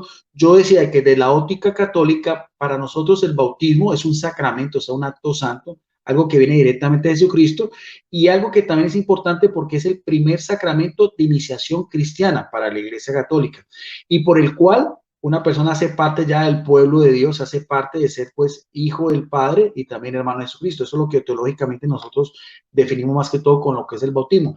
Pero algo a la par que tiene que ver con lo que vamos a hablar ahorita es que para la Iglesia Católica el bautismo imprime carácter. Imprimir carácter es que es una sola vez y para siempre. De ahí que tiene que ver lo que vamos a ver en esta segunda parte con lo que es novaciano, porque tiene que ver con el bautismo. También Salvador Barragán hizo algunas pinceladas. Dice Justo L. González, Novaciano, lo poco que sabemos de la vida de Novaciano ha de servirnos de recordatorio de la importancia que cobró el problema de la restauración de los caídos, así se le llamaba, de la Iglesia Occidente en el siglo III. Se le da el título de los caídos a esos cristianos, sabemos que fueron unas persecuciones muy bárbaras, 10 persecuciones, sobre todo las últimas persecuciones a finales del siglo III, las de Diocleciano fueron supremamente sanguinarias, inclusive creo que escuché hablar de Salvador Barragán, algunos mártires, no sé si habló de Perpetua, de Felicitas, algo así, pero son estos testimonios de estos mártires se conservan en el martirólogo, pero no todos los cristianos tenían ese mismo ardor, no todos los cristianos tenían, por así decirlo, ese mismo arrojo de ir a los mismos leones, lo que hizo Ignacio de Antioquía, camino al martirio, sus 7 cartas que decía, quiero ser devorado por los leones porque eso me hace ser pasto de los leones, me hace la corona de victoria. Algunos también fueron muy débiles. Entonces, Novaciano, con este aspecto de lo que eran los caídos, él decía de que a estos cristianos no se les podía volver a admitir a lo que era ya la comunión, pues ya el ser parte de los bautizados, porque ya cuando era bautizado también hacía parte de lo que era la cena del Señor, entonces ya participar de lo que eran las especies del pan y el vino, entendiéndose como lo entendían los primeros cristianos, la presencia de Jesucristo en ambas especies. Entonces, ese ante Novaciano, también ese mismo rigorismo, o sea, de ir ya más allá, de no tener también lo que es la misericordia divina, porque si en eso nos vamos a mirar, si vamos a hacer caso a Novaciano, ¿qué podríamos decir? Si nos vamos a ver solamente de los mismos apóstoles que renegaron de Jesucristo como lo hizo el apóstol Pedro, que maldijo conocer a Jesucristo y juró que no lo conocía. Entonces, ahí mismo, por así decirlo, si vamos a ese mismo rigorismo, el mismo apóstol Pedro hubiera quedado descalificado y vemos que no. La misericordia de Dios es mucho más que su justicia. Eso lo tiene pues la Iglesia Católica. Entonces, a la par también, porque con esas mismas corrientes heréticas también los obispos de Roma tenían una preponderancia especial, tenían también un liderazgo importante de acuerdo a los criterios que ellos daban con respecto a estas mismas desviaciones o estos mismos criterios que tenían otro punto de vista de lo que era la visión más universal o lo que se creía en aquel entonces. Por eso había una también sobre lo que fue una disputa anterior sobre un obispo también de Roma, Calisto, con un clérigo romano, Hipólito. Ahora el caso de Novaciano será la misma cuestión en la que llevaría a romper con el episcopado establecido y provocar así un cisma con la iglesia romana. Eso que está hablando un historiador que no es católico, sino que sabemos que es metodista. En este caso lo que se discutía no era ya el perdón de quienes habían caído en la fornicación, batalla de Calisto y los suyos habían ganado, sino el perdón de quienes habían caído en apostasía durante las persecuciones. Una vez más, pero ahora bajo otro obispo, un episcopo Cornelio, las autoridades eclesiásticas estaban dispuestas a perdonar a los pecadores. Estamos hablando del norte de África, o sea, una jurisdicción muy diferente a Roma, en Occidente, pero que va a tener una repercusión sobre lo que los obispos de Roma designaban o lo que ellos prescribían, era también de carácter, por así decirlo, también que cobijaba, por así decirlo, doctrinalmente a las otras iglesias en otras regiones. En este caso también estamos hablando de Novaciano. A esto se oponía Novaciano en volver a admitir a estos que llamaban los caídos, aduciendo razones paralelas a las de Hipólito en tiempo pasado. Y estos novacianos, Salvador Barragán decía que los novacianos eran solamente cismáticos. Aquí en relación de este libro de Justo L. González, que lo tengo en la página 95, habla también de los novacianos también. Posteriormente a él dice, en cuestión del cisma novaciano, continuó aún después de su muerte y la iglesia que él fundó se extendió hacia Oriente, donde se fundió, o sea, donde se mezcló con algunos grupos de tendencia montanista y continuó existiendo durante varios siglos. O sea que también con lo que nos estaba también hablando nuestro amigo Salvador, con los mismos montanistas también se mezclaron los novacianos, entonces crearon también, por así decirlo, unos paralelismos muy importantes. Aquí surge en esta cuestión de lo que es la importancia del bautismo, un jerarca muy importante que es Cipriano de Cartago, uno de los grandes intelectos también, un obispo en Cartago, en el norte de África, porque también por esa misma época surgió también otra cuestión sobre lo que era lo del bautismo con los apóstatas, sobre los que habían renegado, en el cual él también se ve involucrado también con otro obispo de Roma, y también es interesante porque también, como decíamos anteriormente, con los que habían cometido fornicación o algún pecado de pureza, Hipólito Romano se los despreciaba. El papa aquel entonces, o el obispo de ese entonces, Calixto, decía que no, que había que admitirlo, y después esa autoridad de Calixto fue admitida, el criterio de ese obispo de Roma primaba sobre también, en este caso, de ese clérigo romano. Igualmente con Cipriano de Cartago sucedió algo también muy parecido. Él también lo dice acá en la página 96-97, surgieron problemas de la restauración de quienes habían caído en la apostasía en tiempos de persecución y ahora deseaban volver a la iglesia. Cipriano creía que debían concederles la oportunidad de retornar, pero que este debía hacerse con la debida disciplina y orden y que la decisión debía quedar en manos de los obispos. A esto se oponía un grupo de confesores que existía, que exigían que los caídos, que así se les llamaba, fuesen admitidos inmediatamente en la misma iglesia cristiana aquel entonces. En consecuencia, el problema de la restauración de los caídos llegó a un cisma, como hemos visto, y que tuvo repercusiones también hasta en la misma sede de Roma. La controversia acerca del bautismo también, a la par sobre el bautismo de los herejes, que también nuestro amigo Salvador Barragán decía, no solamente los que habían caído, o sea, el criterio era que no debían admitirse, pero ¿qué primó? Lo que pensaban los obispos de Roma, que sí debían de admitirse nuevamente, porque habían sido faltas en ese momento pues de debilidad, de un momento pues ante algo pues que era inminente, las persecuciones. El mismo Jesucristo también sudó gotas de sangre en el mismo jardín de Getsemaní. Vemos también como el mismo, también Pedro sale corriendo después cuando lo descubren y dice en la casa de Anás, de Caifás, dice que lloró amargamente. Entonces, si vamos a ese mismo paralelismo, a veces a la Iglesia Católica se le da palo por ser muy rigorista y también se le da palo, en este caso, por tener una actitud más de misericordia, en este caso con lo que estamos hablando de persecuciones, en el sentido que los primeros cristianos eran no solamente devorados por los leones, sino que eran crucificados, eran también utilizados en el mismo circo máximo, en obras teatrales, y después eran degollados, o también servían de antorchas humanas en lo que era la Vía Apia, esa avenida que daba a la ciudad de Roma. También se dice que en el mismo Palacio de Nerón, por la noche les ponían unos cebos y los prendían, y el mismo Nerón en su carro daba vueltas también con su arpa cantando poemas. Entonces, esa misma visión, evidentemente, aunque un instinto de supervivencia para algunos cristianos, no tenían ese mismo valor. Entonces, a eso mismo, a estos apóstatas que se llaman los caídos, dio por el mismo papa, por ese mismo obispo de aquel entonces, Calixto, que sí debían de admitirse. Cipriano también supuso también, aquí mismo lo dice, otra controversia también sobre el bautismo de los herejes giraba alrededor de que la cuestión si era válido o no, y de la cuestión consistente de que si se volvían a volver a bautizar a estos recién convertidos. Para la Iglesia Católica, y eso también quiero aclararlo, el bautismo es válido porque el bautismo no es quien lo da, sino para quien lo recibe, siempre y cuando tenga la intención de que esa persona sea bautizada, y sobre todo si utiliza la fórmula trinitaria. Esa era la cuestión que la Iglesia Católica defendía también. Estamos aquí hablando en el siglo III, de que sí era válido ese bautismo de los herejes, siempre y cuando se tuviera en cuenta lo que era la Trinidad, o sea, lo que dice Jesucristo en Mateo 28:18. Acerca de esta cuestión, la costumbre variaba según las distintas regiones del imperio, de modo que en el África, nótese bien, en África y en Asia del Norte se acostumbraba a bautizar de nuevo a quienes habían recibido el bautismo de manos de los herejes, mientras que en Roma, vamos a mirar a ver qué tiene que ver Roma, se aceptaba como válido el bautismo de los herejes, bajo la cláusula que ya dije, la cláusula de Mateo 28:18 y 19, y no se les volvía a bautizar después de su conversión.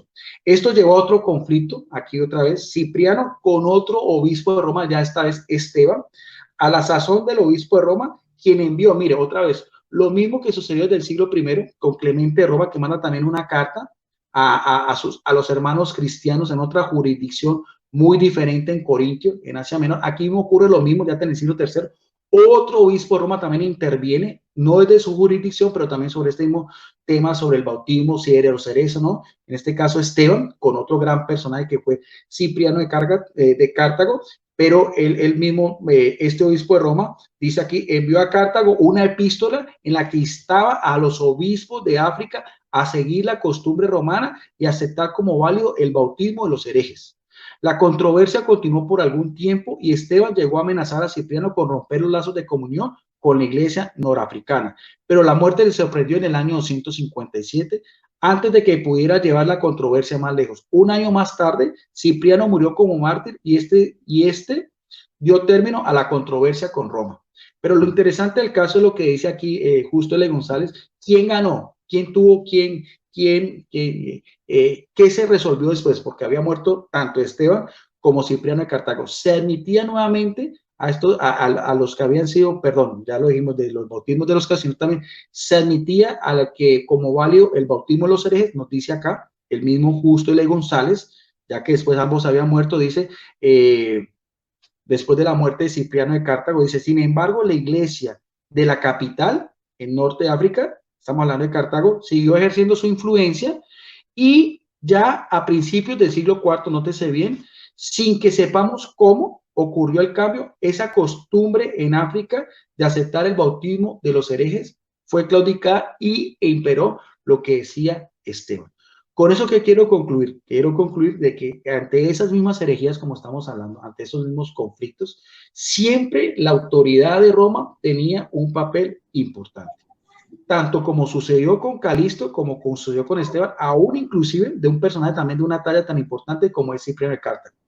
Quiero aclarar que tanto para la Iglesia Católica, estos personajes como el Papa Esteban, el Papa Calisto, el mismo clérigo romano Hipólito, como el mismo Cipriano de Cartago, todos son considerados como santos, o sea, están en cuenta en lo que es la lista del catálogo de los santos, también por su virtud, por su heroísmo, por su forma de ser, por su misma vida virtuosa, pero lo que quiero ver es que en ese mismo ambiente de esos mismos primeros siglos habían conflictos, habían divisiones, habían posiciones encontradas, la misma que tuvo también Pedro con Pablo sobre si se aceptaban o no a los paganos con los mismos farisantes y todas las cosas. O sea, eso siempre ha existido en la iglesia, pero siempre hay una ortodoxia, siempre hay una regla de fe, siempre también hay una una autoridad, y en este caso también quería hacer la salvedad también, tanto como fue el gnosticismo de los primeros padres de la iglesia, como también lo que era la posición de los novacianos y el mismo bautismo de los herejes, lo que primó fue la autoridad de la iglesia de Roma. Bien, con eso pues termino mi intervención sobre este pues coloquio muy interesante. Faltaría también muchos otros movimientos que después también nos podemos poner de acuerdo con nuestro amigo Salvador Barragán, sin excluir también, como decía él, de que hubo abusos, de que hubo inclusive también imposición a la fuerza con la espada, porque también ya había también un imperio que ya te custodiaba al mismo cristianismo, desde el mismo Constantino. Eso la iglesia no lo desconoce. La iglesia, como decía el Papa Pío, no le teme, la verdad, eso está ahí. Todo eso lo he leído, lo he estudiado, y también podemos hablar más adelante también sobre lo que fueron otros movimientos también heréticos y que también se cometieron algunos abusos, pero también es importante ver las perspectivas, como fueron los cátaros o los albigenses, que también nuestro amigo Salvador Barragán ha hecho alusión también en algunas intervenciones. Entonces, hasta ahí más o menos era mi segunda intervención sobre específicamente los gnósticos y también los novacianos. Le damos paso también a nuestro amigo Arnold Portilla, si hay alguna pregunta que tenga que ver con el tema, tanto para Salvador Barragán como mi persona, sino entonces podemos concluir. Adelante. Sí, hermano, lo dejé concluir porque me pareció muy interesante. Entonces, bien, pues hemos llegado a la etapa final. Los exponentes están dispuestos a contestar una pregunta del público con respecto al tema, ¿verdad? Para los que tomaron nota, para los que aprendimos. Las preguntas, algunas preguntitas que he mirado por ahí, pues sinceramente no tenían que ver con el tema. Si no veo ninguna pregunta, o hermano Salvador también que por ahí anda mirando, si mira alguna pregunta que le interesa. Si no, pues quedaría en la opción de que... No, hermano, no veo preguntas. Quedaríamos en la opción de que el licenciado Guido le haga una pregunta a usted y usted le haga una pregunta a él. Sí. Dice, yo he visto Aquí hay Bueno, una pregunta del hermano Alfa y Omega, el hermano Iván Moreno. a ver, déjeme revisar. Vamos a leerla. Esa no es, esta es.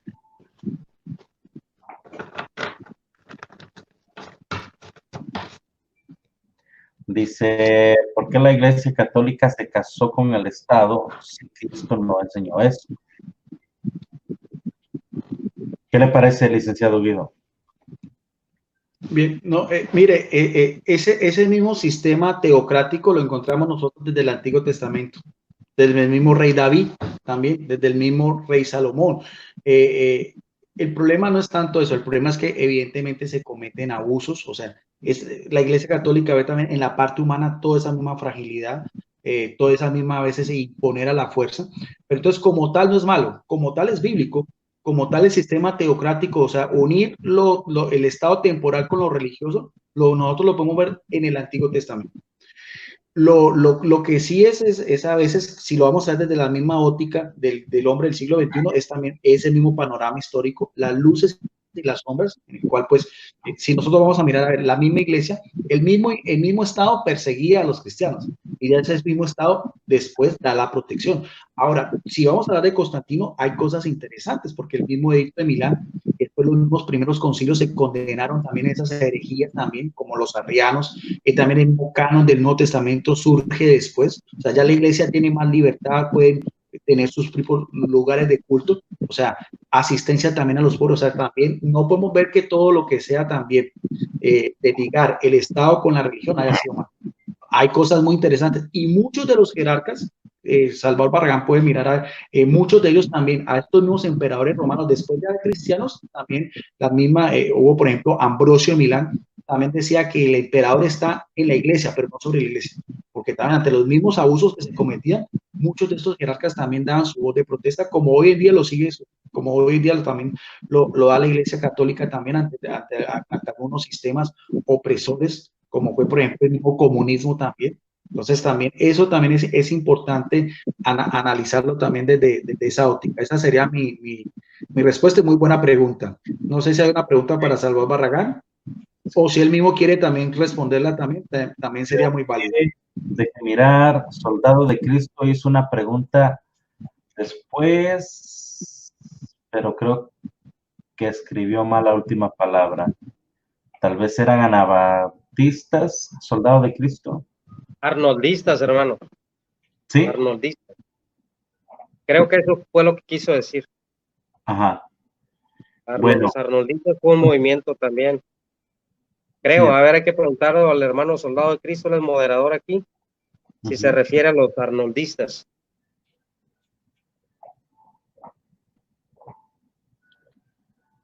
A ver. Ese es para Guido, ¿no? Entonces, a usted, aquí David Iván, a ver qué dice David. Pregunta de Salvador. Me imagino, iglesia primitiva creía la mayoría de los dogmas católicos de hoy. Bueno, vamos a ver. Pregunta para hermano Salvador. Hoy, haciendo un estudio tolcano, yo quería preguntar si... No sé si esta tenga que ver con... Creo que el hermano Salvador mencionó algo de esto, ¿no? Ajá. ¿Sí mencionó algo de eso usted? Sí, lo que leía era acerca de los montanistas. Bueno, dice la pregunta, dice Nuevo Aire TV, dice una pregunta al hermano Salvador. Estoy haciendo un estudio del canon y quería preguntarle si conoce recopiladores antes de Atanasio. Gracias y bendiciones. Sí, claro que sí, o sea, el primero en dar una lista oficial de 27 fue Atanasio, en el concilio de la Odisea, si no mal recuerdo. Pero ahorita las últimas informaciones y muchos eruditos, incluso la misma Enciclopedia Católica y eruditos católicos reconocen que para finales del siglo II el 100% del Nuevo Testamento estaba no recopilado, sino compilado. Sería la pregunta más correcta. Y hay por ahí algunas fuentes. Un ejemplo, si leemos la obra de Orígenes de Alejandría, la Tzálapa, podemos encontrar los 27 libros del Nuevo Testamento, no en una lista, pero sí los menciona de manera apologética en su defensa. Entonces, si leemos Marción de Sinope hizo un canon del Nuevo Testamento, pero ¿cuál era esa compilación o ese corpus paulino que hizo Marción? Ese corpus paulino, dice F.S. Bruce, que fue el primer corpus paulino que hizo Lucas para el año 70 después de Cristo, que fue el corpus de Paulino, y se empezó a repartir entre las iglesias. Hay por ahí algunas otras fuentes, creo que está Irineo de León, menciona, o Tertuliano de Cartago más bien, en su libro En contra de las herejías, menciona más de 250 veces el Nuevo Testamento, no como en lista de canon, sino que menciona porciones del Nuevo Testamento más de 250 veces. Entonces podemos ver un ejemplo, hay muchos, está el Códice Muratori también, que no se sabe con una fecha exacta, pero se cree por las fuentes arqueológicas que fue para el siglo II, que ya contenía 23 libros del Nuevo Testamento. Contenía algunos otros que no son considerados y no fueron puestos dentro del canon del Nuevo Testamento, pero ya un 90% estaba ahí en el Códice Muratori. Que recordemos que el Códice Muratori fue encontrado hasta el año 1700 o 1800 después de Cristo. Se tuvieron que hacer muchos estudios arqueológicos para dar con las fechas aproximadas, para poder traducir y todo ese tipo de cosas.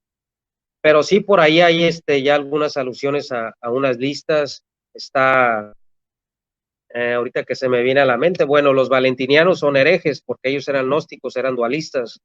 ¿Qué eran los dualistas? Lo explicó el licenciado Guido Rojas muy bien, y yo coincido muchas cosas con lo que dijo Guido, estamos de acuerdo. O sea, los valentinianos, los dualistas decían que el Dios de las cosas buenas había hecho lo inmaterial, lo que era el alma y lo que era el espíritu. Y ellos decían que el Dios malo había hecho la cosa material. Por lo tanto, el Dios de los hebreos no podía haber hecho las cosas materiales. Por eso ellos, la carne, no veían a Jesús como Dios. Ellos eran modalistas, pues, y decían que Jesús no podía. Por eso el apóstol Juan escribe, ¿quién es el anticristo? El que niega que Jesús vino en carne, porque esas partes de dualismo ya se venían arrastrando. Pero respecto a lo que estamos hablando, los valentinianos, a pesar de que eran herejes, porque tenían corrientes gnósticas, en su Evangelio de la Verdad también mencionan 27 libros del Nuevo Testamento. Esto lo dice el doctor F.S. Bruce. Entonces, por eso se cree, atando cabos, que a finales del siglo II el Nuevo Testamento estaba totalmente definido, que lo que hacen los concilios de Cartago, los concilios de la Odisea, no es hacer el canon, sino confirmar lo que los cristianos anticipados ya lo sabían. Bueno, esa sería mi respuesta. Gracias, hermano, gracias. Pues, por aquí está el hermano Soldado de Cristo. No sé si el licenciado Guido sepa algo de ese movimiento arnoldistas. No, nunca lo había escuchado. Y entonces vamos a... Esto lo vamos a ir desarrollando porque estos programas van a seguir. Ahorita ya hablamos de los montanistas, de los paulicianos. Hay muchos grupos. O sea, hay muchos grupos antes de la Reforma. Aquí hay algo que me llama la atención.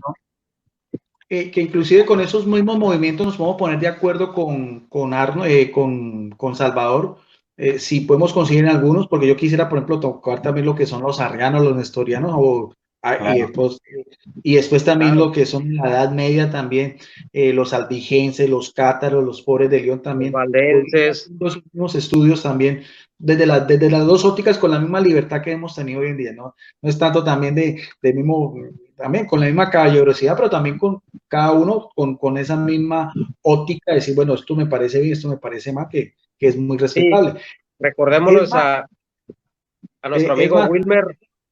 Sí. Nuestro amigo Wilmer, que no es debate, es un compartir educativo, didáctico, o sea, esto no es debate.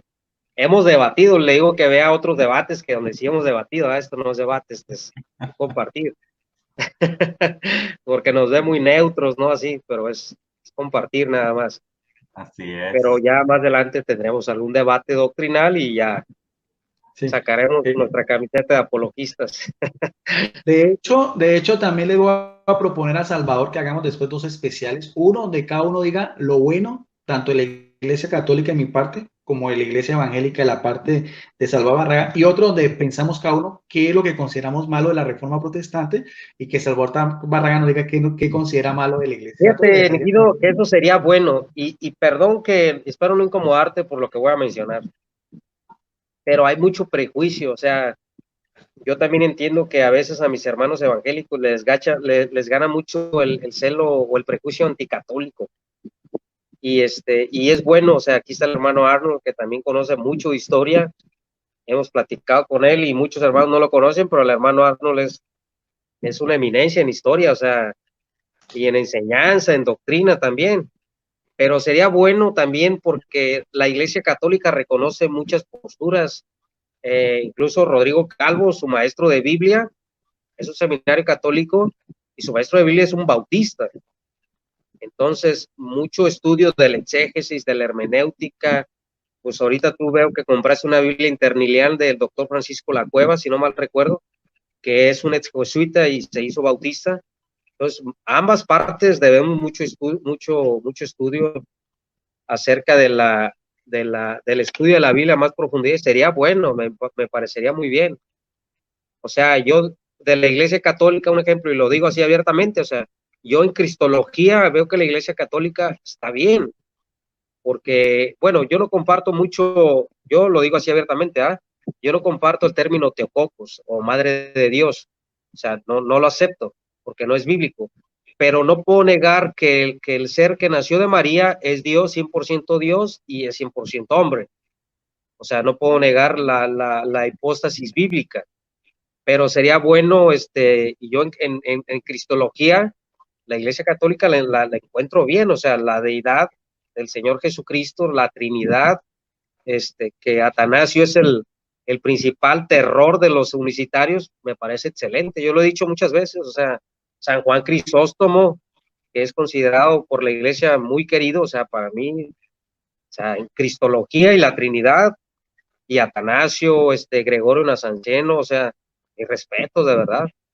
Sería buen programa, para que no nos gane mucho ese celo, anti, ¿no? De ambas partes, porque también hay muchos católicos que tienen mucho prejuicio ante nosotros, o sea, y piensan que nosotros, y esto no es guerra, o sea, también la Iglesia Católica le debe mucho a la Iglesia Evangélica, mucho, o sea, estudio de exégesis, de hermenéutica, de Biblias interlineales, o sea, imagínate, Guido, agarras el léxico griego de Strong.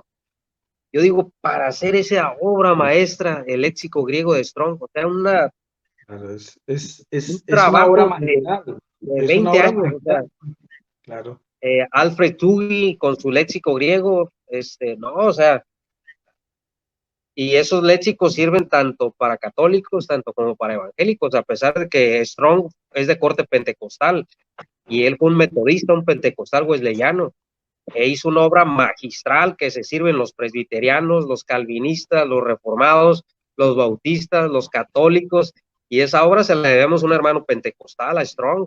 Es una obra magistral, una obra, o sea, de verdad, y es bueno hablar de todo eso, para que los hermanos, sepan también, ¿verdad? Muchas cosas, pero esos estudios van a ser muy buenos, muy didácticos, vamos a leer todos esos grupos, a mí me interesa mucho que los hermanos evangélicos se documenten. Los arnoldistas, yo conozco la historia de los arnoldistas bien, o sea, y sé por qué les dicen así, pero no es momento de hablar de ello, ya en su momento lo vamos a hablar, Yo creo pero que, me gustó mucho este programa. yo creo, hermano, que sería bueno porque regresaríamos la apología a su enfoque normal, porque ahorita la apología que estamos viendo en las redes sociales está muy, ¿cómo lo diré? ¿Qué palabra uso? Está muy desviada. Dice el hermano Juan Peña, los arnoldistas son los que siguen a Arnold. Cuando estuve hablando con Jaimito Supo acerca del bautismo de los infantes, me salió con eso. Me salió Dice Arturo Luna, los montañistas. No, hermano Arturo Celuna, es montañistas. Los montañistas son los que escalan montañas. Montano es Sí, el nombre. yo creo que lo escribió mal, pero yo creo que sí se refería. Robertson, hermano Arnold, Robertson, o sea, Robertson es pentecostal y, o sea, mis respetos para la gramática griega, o sea, la verdad que a la iglesia, o sea, muchos, y esto sucede mucho dentro de las iglesias, o sea, pensamos que las iglesias pentecostales no se han dedicado al estudio. No, o sea, yo no tengo ese concepto. Las iglesias, hay eruditos pentecostales que han hecho obras maestras dentro del estudio de la Biblia. Robertson, Strong, o sea, Strong, yo con eso, la concordancia, Strong, yo la tengo en físico. Lleva primer lugar todavía. Un saludo para el hermano Lorenzo Aldana. Lorenzo Aldama, claro, mi hermano Lorenzo, yo quiero agradecerle públicamente al hermano Lorenzo Aldana de Colorado. Es un hermano muy noble que yo le pedí un apoyo, y lo digo públicamente, no para mí, para un hermanito de Colombia que estaba pasando una situación difícil, y el hermano Lorenzo Aldana, yo sé que a él no le gusta que lo diga, pero lo digo públicamente y le agradezco públicamente esa obra que hizo con el hermano Robert Owen. Muchas gracias, hermano. Al hermano Iván Moreno también, que apoyó al hermano Javier Silva. A los que han apoyado al pastor Magno Lastra, si supieron, tenía COVID-19, 12 semanas sin trabajar el pastor Magno, y hubo hermanos que lo apoyaron también. Gracias a todos. Muchas gracias.